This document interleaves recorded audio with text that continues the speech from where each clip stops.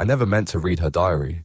That's what I keep telling myself as I stare at the leather-bound book in my trembling hands, its pages still warm from where they burned my eyes moments ago.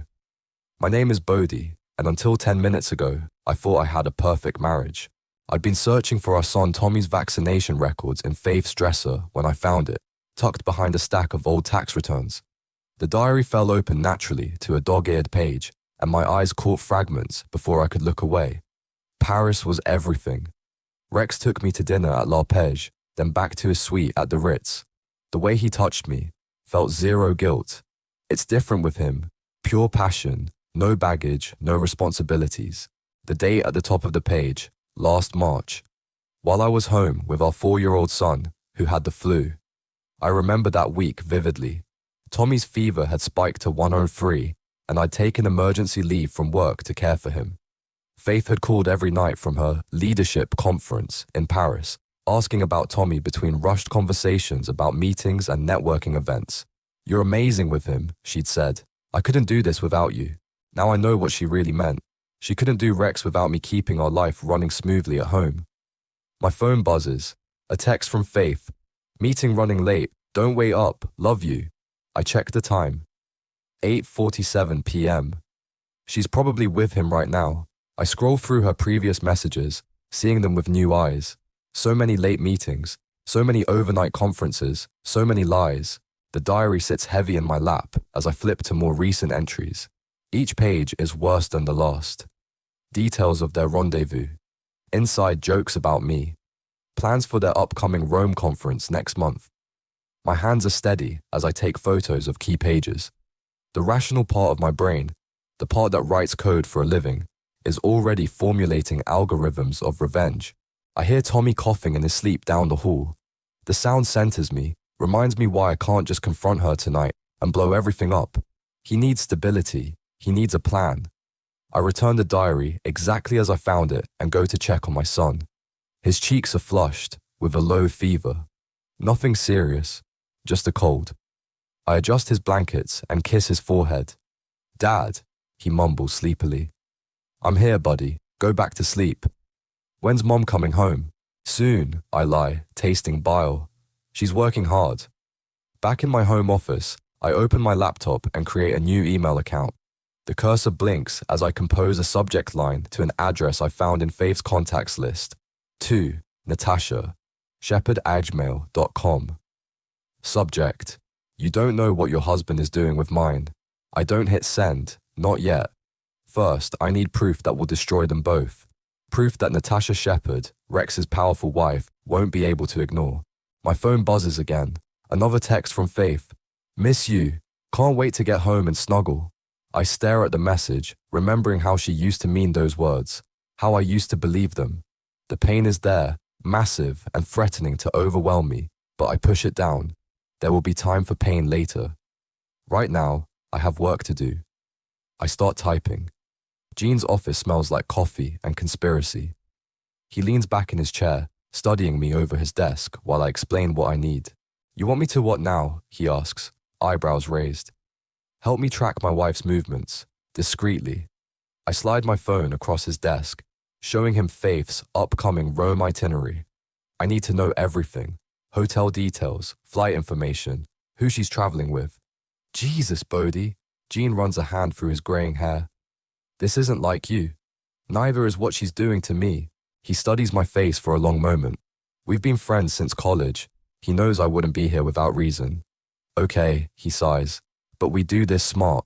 No amateur hour stuff that will get you caught or arrested." For the next hour, Gene walks me through the basics of surveillance. He gives me tiny recording devices disguised as ordinary objects, a pen, a phone charger, a key fob. "These are professional grade," he explains. "The audio quality is crystal clear up to 30 feet. "How much?" "For you? Nothing. Just..." He hesitates. "Be careful, man. People do crazy things when they're hurt." I think of Faith's latest encouragement from this morning. "Maybe you should try for that promotion, honey. We could use the extra income." The same promotion she talked me out of last year, saying I should focus on family instead of career advancement. While she was building her own career and relationship with Rex, back home, I start piecing together a timeline. Faith's late nights began increasing about 14 months ago. The Paris trip was 9 months ago.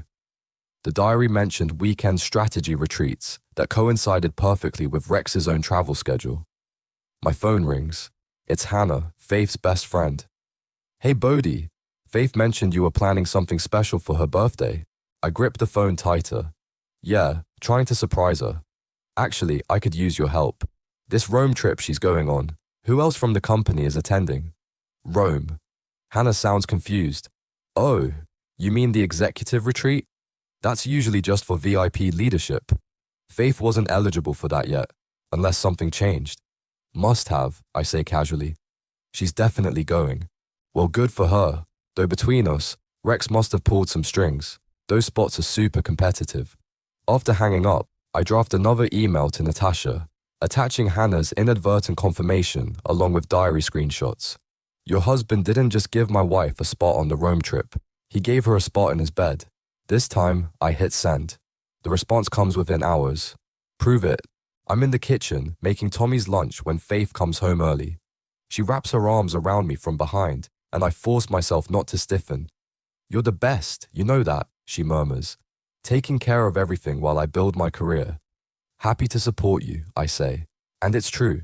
That's what makes this so bitter. I was thinking, she continues, maybe I could extend the Rome trip by a few days. There's this amazing leadership workshop. Whatever you need, I reply, already planning how to use those extra days. She kisses my cheek and bounces upstairs to pack, while I text Gene, need one more thing. How do I book a hotel room under a false name? His response is immediate. Don't do anything stupid. Too late, I type back. Already did that when I trusted her. I open my laptop and book a flight to Rome under the name Isaac Lawrence. Time to show Faith and Rex what real strategy looks like. Faith's phone lies on the kitchen counter while she showers. It's spotless. No suspicious texts, no hidden apps, no questionable emails. Too clean. She's either innocent or very, very careful. I know which one it is. The shower stops running. I place her phone exactly where she left it and pretend to read the newspaper as she walks in, wrapped in a towel. Have you seen my blue dress? She asks. The one with the wrap front? The one you wore in Paris? She freezes for a split second. So brief I would have missed it if I hadn't been watching for it. No, the new one, for Rome. Check the dry cleaning, I say, turning a page. I picked it up yesterday. You're so thoughtful.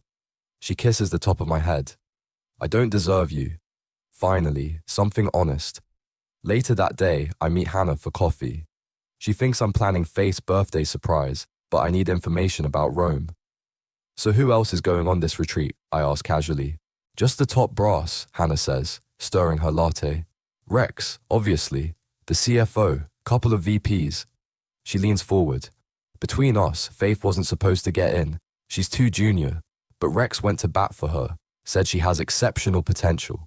I bet he did. They work closely together? Oh yeah, he's like her mentor. Hannah rolls her eyes. Though if you ask me, he pays her way too much attention. His wife can't be happy about it. His wife? Natasha, total ice queen. Runs some big consulting firm. Actually, Hannah checks her phone. Faith just texted. Apparently Natasha's going to Rome too now. Last minute thing. My pulse quickens. I forward Hannah's intel to Natasha's email. Her response arrives within minutes. We're both invited. Time to RSVP. That night, I watch Faith pack. Every item carefully chosen. New lingerie hidden beneath business attire. A bottle of the perfume she only wears for special occasions. Tommy's going to miss you, I say. It's just a week. She doesn't look up from her suitcase. He'll be fine. Remember when he had the flu during your Paris trip? He cried for you every night. This time she does look up, something flickering in her eyes. That was different. He was sick. He's always sick when you're gone. Haven't you noticed? What's that supposed to mean? Nothing, I smile. Just an observation. She studies me for a moment, then returns to packing.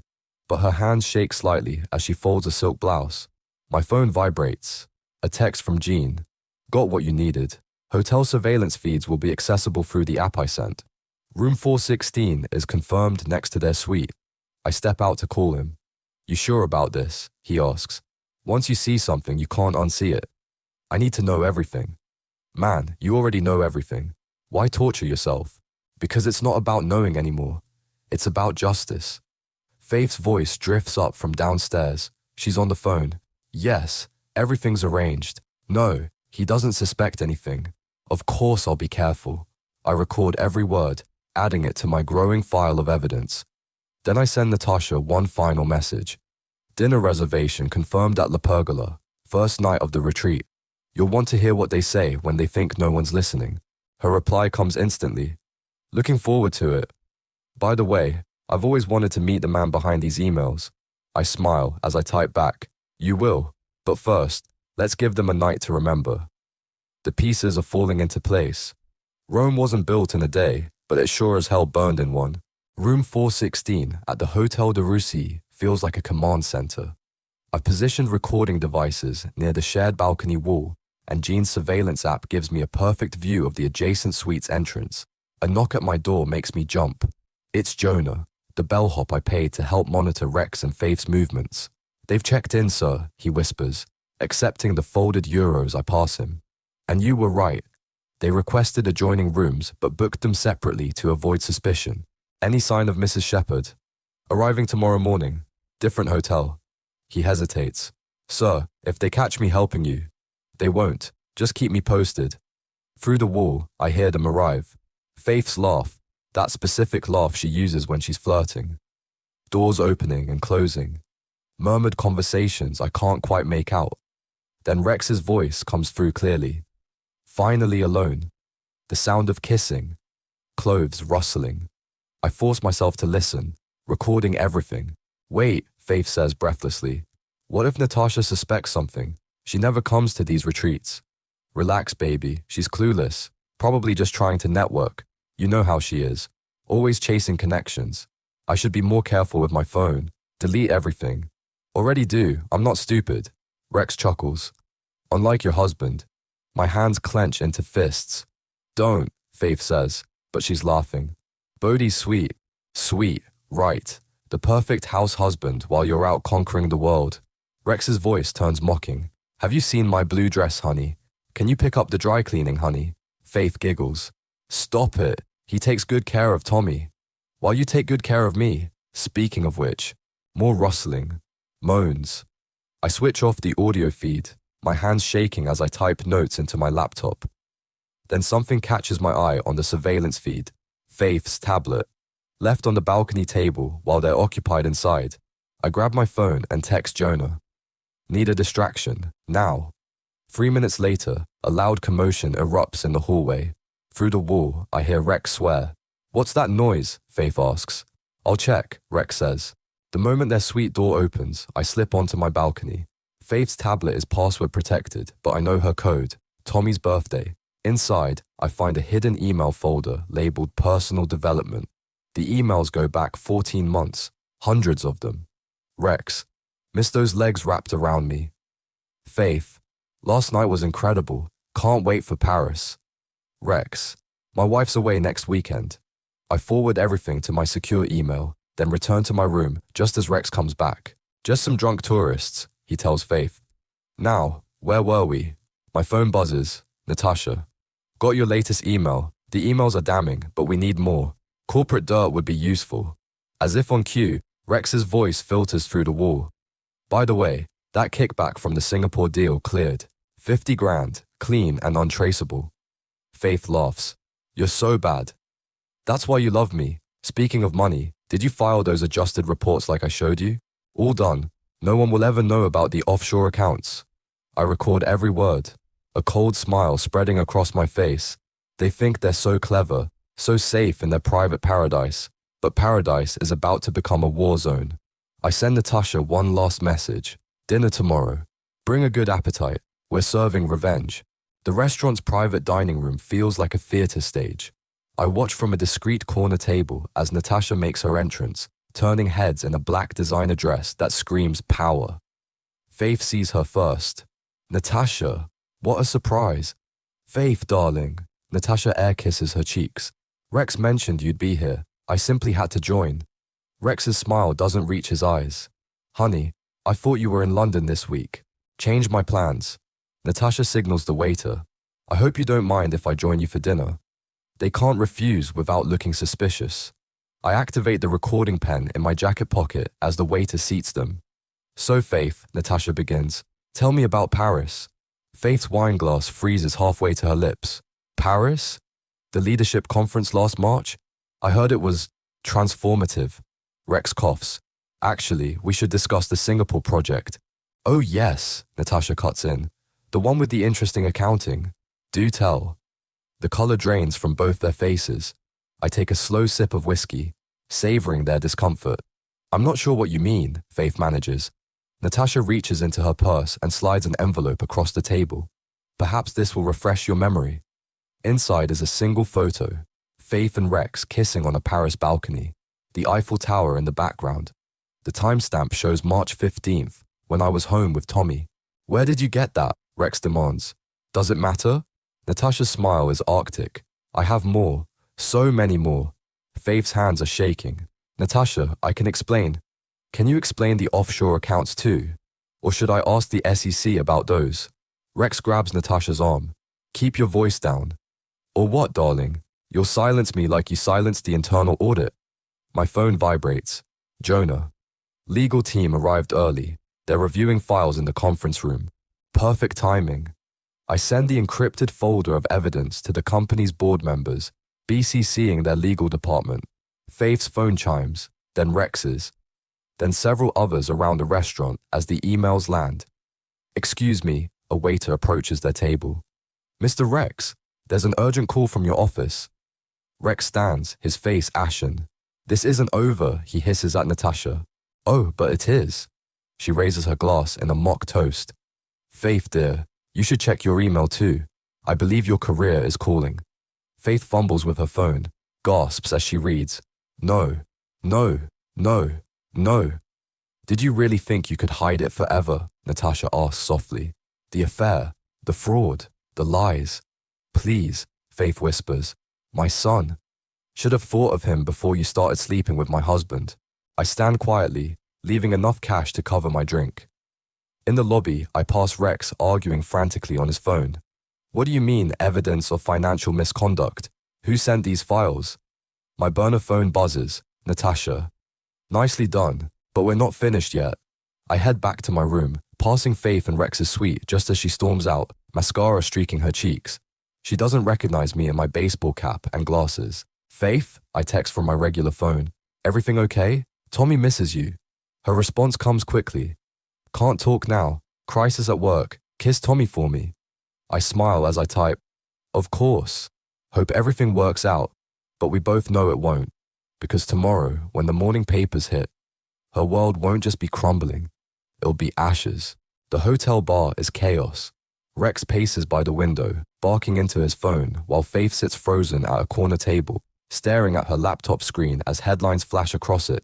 Tech CEO faces fraud allegations. Whistleblower reveals offshore accounts. Board calls emergency meeting. Jonah slides onto the bar stool next to me, keeping his voice low. Legal team's been in the conference room for 6 hours straight. They're pulling all the financial records. I push an envelope toward him. Last payment. Thanks for your help. Sir, he hesitates. Security's looking for someone named Isaac Lawrence. They think he's the leak. I smile. Isaac Lawrence checked out an hour ago, leaving no trace. Across the bar, Natasha makes her entrance. The room goes silent as she approaches Faith's table. Mind if I join you? Without waiting for an answer, she sits. Rough day. Faith looks up, mascara stained and desperate. Please, I can explain everything. Can you explain this? Natasha drops a stack of papers on the table. Faith's diary entries, printed in full color. You wrote quite eloquently about your Paris adventures. Rex storms over. What the hell is going on? Funny, I was about to ask you the same thing. Natasha's voice carries across the now silent bar. Would you like to explain the Singapore kickbacks, or shall I? Keep your voice down, Rex hisses. Why? Afraid someone might hear about how you groomed my friend's wife? Used her to help hide your fraud? Faith stands shakily. That's not, he didn't. Sit down, Rex orders. Both of you. We can fix this. Fix this, Natasha laughs. The SEC has your files. The board has your emails, the press has your story. What exactly are you going to fix? My phone buzzes, a news alert. Breaking, CEO suspended pending investigation. I forward it to the burner phone Natasha gave me. She checks it, smiles, and turns back to Rex. Oh, look, darling, you've been suspended. Rex grabs her arm. You bitch, you did this. Security, Natasha calls out calmly. My husband is assaulting me. Hotel security appears instantly. As they escort Rex out, he's still shouting threats. Faith starts to follow, but Natasha stops her. Going somewhere? We haven't discussed your role in all this yet. My role? The falsified reports, the doctored accounts, the strategic deletion of audit trails? Natasha slides another document across the table. Your fingerprints are all over this, sweetie. Faith crumples. I'll lose everything. Yes, Natasha says simply. You will. My phone buzzes again. Jean. Police just entered the hotel. Want me to create a diversion? No need, I text back. Show's almost over. Faith's phone rings. It's Tommy's daycare. I can see the color drain from her face as she answers. What? No, that's impossible. Bodhi always picks him up. What do you mean he's not answering? She tries calling me frantically. I let it ring. Problems? Natasha asks innocently. I need to go home.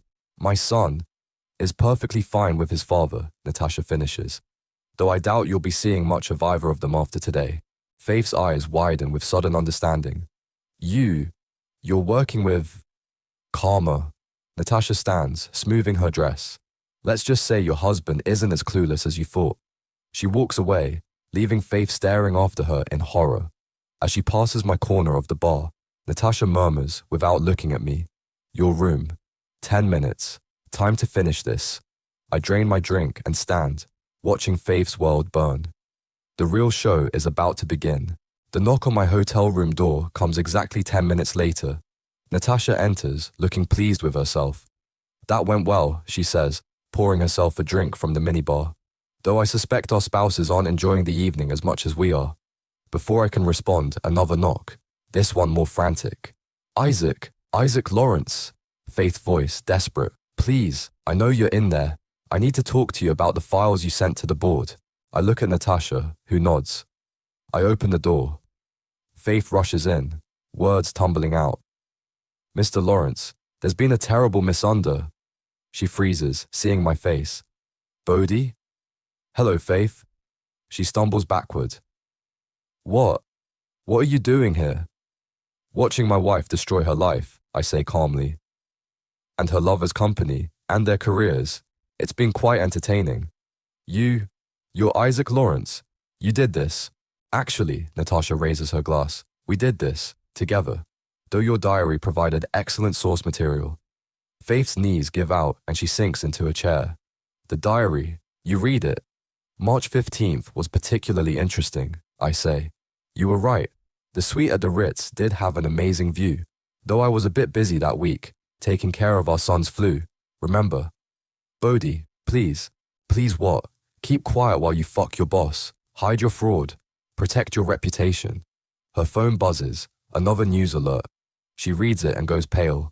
They're arresting Rex, she whispers. Securities fraud is serious business, Natasha comments. So is conspiracy to commit fraud. You might want to call a lawyer. Faith looks up at me, tears streaming. What about Tommy? Don't worry about Tommy, I say coldly. He'll be fine with me. The evidence of your affair and criminal conduct should make custody pretty straightforward. You can't do this. Actually, Natasha interjects, he can, and did. Quite brilliantly, I might add. She hands Faith an envelope. These are from your company's HR department, termination papers. Seems they take a dim view of executives who help cover up financial crimes. Faith's phone rings, her mother, then her sister, then Hannah. The news is spreading. Why, she asks me. You could have just divorced me. Like you could have just been faithful? I pull out my phone, play a recording. Her laughing with Rex, mocking me, planning their future. You didn't just cheat, Faith. You destroyed everything we built, everything we were. I loved you, she whispers. No, you loved what I provided. Stability, cover, convenience, a happy home to return to between fucking your boss. Her phone keeps ringing. The world is crashing down in real time. What am I supposed to do now? That's not my problem anymore. I open the door. Though I hear the SEC offers reduced sentences for cooperative witnesses, she stands shakily, looks between Natasha and me. You planned this whole thing, together. Consider it a partnership, Natasha smiles. Unlike yours, ours was quite productive. Faith walks out without another word. Through the wall, I hear her start to sob. Natasha raises her glass.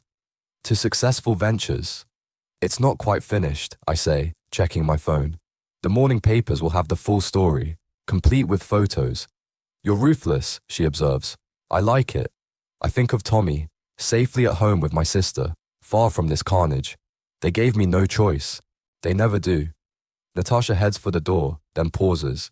Dinner tomorrow? To celebrate? I consider it. Why not? I hear La Pergola has a great view of the ruins. She laughs. That it does. That it does. Tommy runs to hug me as I walk through my sister's front door. Dad, did you bring me something from Rome? Of course, buddy. I pull out a small Colosseum snow globe. And guess what? We're going home tonight. Is Mom there? No. I meet my sister's concerned gaze over his head. Mom won't be coming home anymore. The drive home is quiet. Tommy falls asleep clutching his snow globe, while news radio mutters in the background about corporate scandals and arrests. At home, there's a stack of papers on the doorstep. Divorce documents, custody filings, restraining orders. Faith's lawyer has been busy. My phone buzzes. Natasha. Rex took a plea deal, rolling on everyone involved. Faith's next. I carry Tommy to bed, tuck him in with extra care. He'll have questions tomorrow, and the next day, and the next. But for now, he sleeps peacefully, unaware of how much his world has changed. The doorbell rings. Faith stands there, looking broken. Can we talk? Nothing left to say. Please, she whispers. They're investigating me. Rex, he told them everything. Said it was my idea to alter the books. Was it? No, he's lying. She runs her hands through unwashed hair. I need your help, Bodhi.